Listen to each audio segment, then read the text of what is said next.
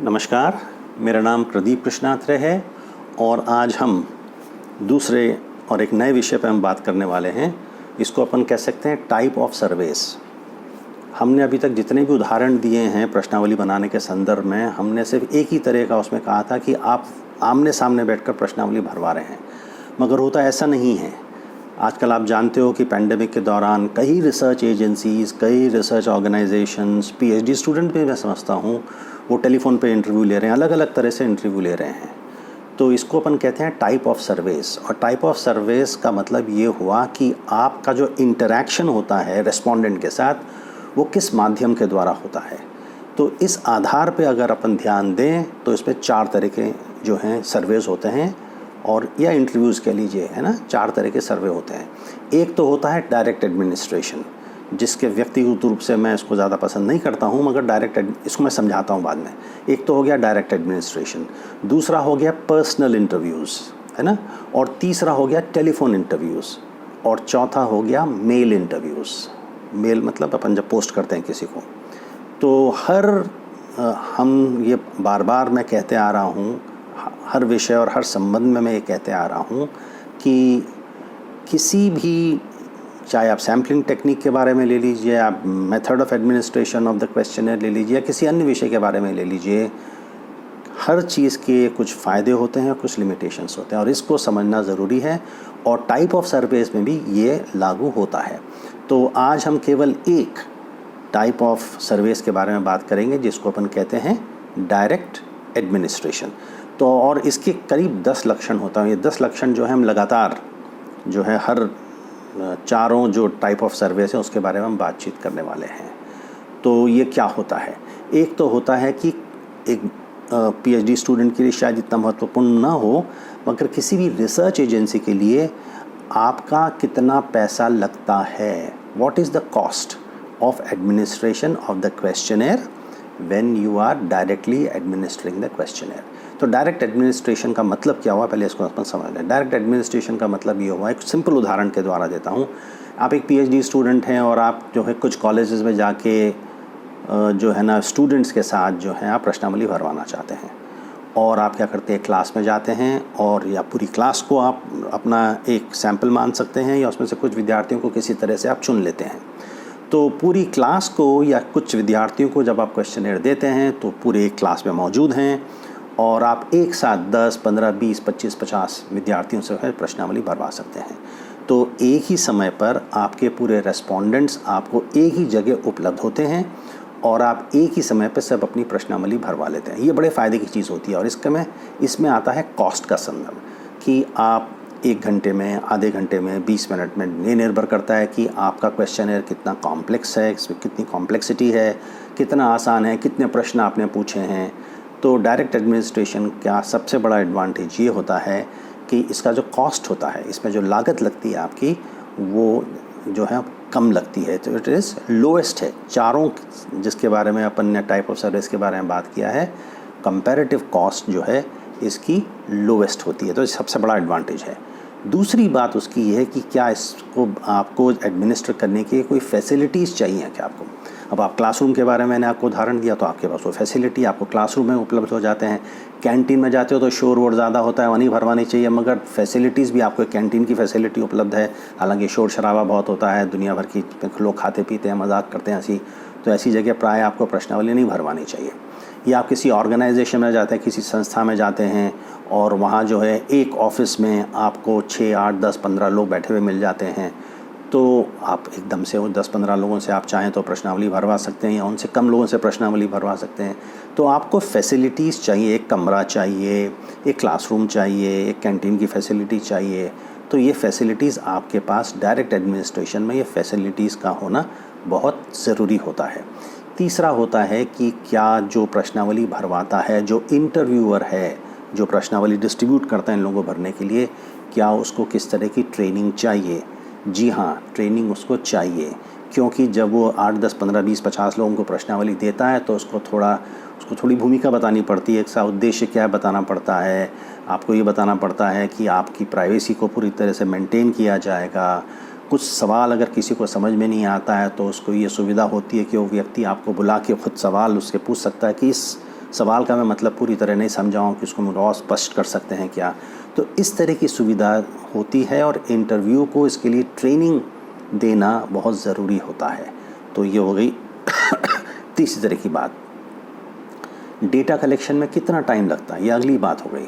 Data collection में प्राय देखा जाए, तुलना अगर की जाए दूसरे टाइप ऑफ सर्वे से, तो इसमें काफ़ी कम समय लगता है। जैसे आप 20 मिनट में, 25 मिनट में, 50 मिनट में या कितना भी समय लगता हो, एक से ज़्यादा व्यक्ति से आप प्रश्नावली भरवा सकते हैं। तो ये बहुत बड़ी फ़ायदे की बात हो गई। इसका दूसरा बात, इसका रेस्पॉन्स रेट क्या है। रेस्पॉन्स रेट से मतलब ये है कि जब आप किसी को प्रश्नावली, समझिए आप अगर किसी को डिस्ट्रीब्यूट करते हैं 30, 40, 50 लोग को एक क्लासरूम के अंदर, तो अधिकांश लोग या पूरे लोग उसको प्रश्नावली भर के आपको दे देंगे। तो इसका रेस्पॉन्स रेट वेरी हाई है, बहुत ज़्यादा है। अगर आप मेल से करेंगे तो आप जानते हो कि मेल में बहुत कम होता है। तो तुलनात्मक अध्ययन में जो है डायरेक्ट एडमिनिस्ट्रेशन का रेस्पॉन्स रेट काफ़ी ज़्यादा होता है, वेरी हाई होता है। और क्या अगला पॉइंट, क्या ग्रुप एडमिनिस्ट्रेशन पॉसिबल है कि कुछ लोगों को, रेस्पोंडेंट्स को एक जगह इकट्ठा करके, एक फैसिलिटी में इकट्ठा करके प्रश्नावली भरवाना? हाँ, ये मुमकिन है। इसी को अपन डायरेक्ट एडमिनिस्ट्रेशन कहते हैं। तो ये भी बहुत बड़ी सुविधाजनक बात होती है। और क्या ये रैंडम सैम्पलिंग आपको अलाउ करता है?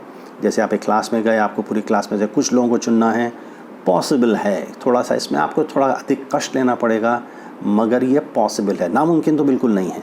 तो इसके बारे में भी अपन को ये बात समझना बहुत ज़रूरी है कि रैंडम सैम्पलिंग पॉसिबल है और आपको इसकी तैयारी करके जाना चाहिए। इसका मतलब ये है कि आपको पहले क्लास टीचर से, प्रिंसिपल से या कि हेड ऑफ़ द डिपार्टमेंट से एक अटेंडेंस रजिस्टर होना चाहिए, आपको लेना चाहिए, उसमें से लोगों को सेलेक्ट करना चाहिए किसी आधार पर। सैम्पलिंग के बारे में हम बात कर चुके हैं।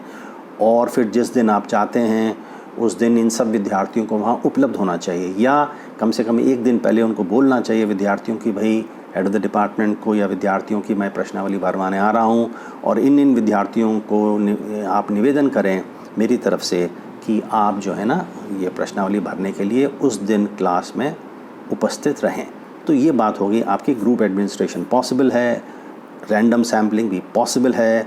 क्या does it require literate population, क्या इसके लिए आपका जो रेस्पोंडेंट है उसको शिक्षित होना ज़रूरी है? हाँ, शिक्षित होना ज़रूरी है, क्योंकि उसको आप प्रश्नावली दे रहे हैं भरने के लिए, तो उसको पढ़ना आना चाहिए, उसको समझ में आना चाहिए, उसको थोड़ा अनुभव होना चाहिए प्रश्नावली भरने का।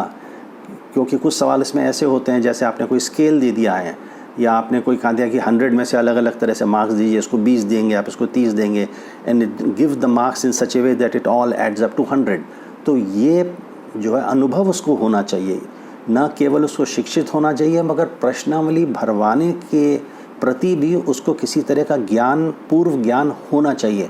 तो आपको सही तरह से उसमें जवाब मिलेगा, वरना जवाब भी इसको ठीक तरह से आपको नहीं मिलेगा।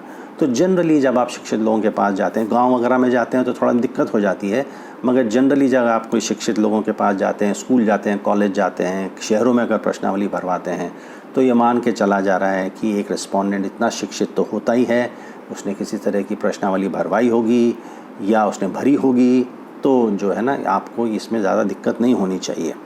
अगली बात है कि क्या इसमें फॉलो अप क्वेश्चंस पूछना ज़रूरी है क्या?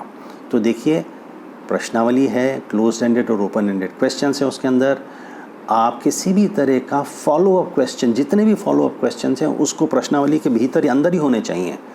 आप अलग से कोई फॉलो अप सवाल नहीं पूछ सकते हैं। तो ये इसमें नेगेटिव चीज़ कह लीजिए, उसकी लिमिटेशन कह लीजिए कि आप जो है किसी भी तरह का फॉलो अप क्वेश्चन नहीं पूछ सकते हैं, जो कि क्वालिटेटिव रिसर्च में जब आप कोई फोकस ग्रुप डिस्कशन करते हैं या पर्सनल इंटरव्यूज़ आप लेते हैं तो इसमें थोड़ा पॉसिबल है क्वालिटेटिव रिसर्च में, मगर क्वांटिटेटिव रिसर्च में इस तरह की चीज़ जो है पॉसिबल नहीं है।